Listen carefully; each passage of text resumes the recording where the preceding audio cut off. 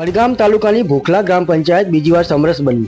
ભોખલા ગ્રામ પંચાયતની સીટ અનામત હોય એને લઈ સમસ્ત ગામજનો ભેગા મળી ગ્રામ પંચાયતના સરપંચ તરીકે રમીલાબેન પરમારને સરપંચ તરીકે ચૂંટી લાવ્યા હતા અને ડેપ્યુટી સરપંચ તરીકે અમૃતભાઈ દેસાઈને ચૂંટી લાવ્યા હતા।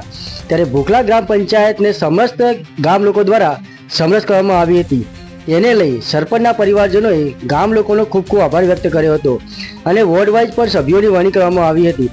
વધુમાં ગામ લોકોના સાથ અને સહકારથી 5 વર્ષમાં ગામના વિકાસના કાર્યો કરીશું અને ભોખલા ગામને વિકાસની હરણફાળ ભરાવીશું।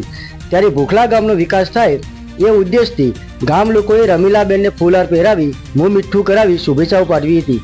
આવો સાંભળીએ શું કહી રહ્યા છે અમૃતભાઈ દેસાઈ। કારણો અનુસાર અમારી ભોખલા ગ્રામ પંચાયત પહેલા પિલુચા સાથે સંકળાયેલી હતી, બરાબર। 2017ની અંદર ભોખલા ગ્રામ પંચાયતનું વિભાજન થયું।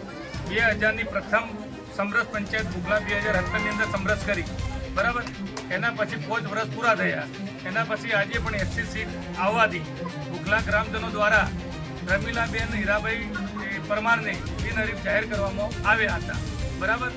એના પછી આખી ભોખલા ગ્રામ પંચાયત તરફથી દરેક સભ્યો કુંભવાઇઝ નક્કી કરી અને આખી ભોખલા ગ્રામ પંચાયત સમરસ કરવામાં આવી છે। તે બદલ દરેક ગ્રામજનોનો ખૂબ ખૂબ આભાર।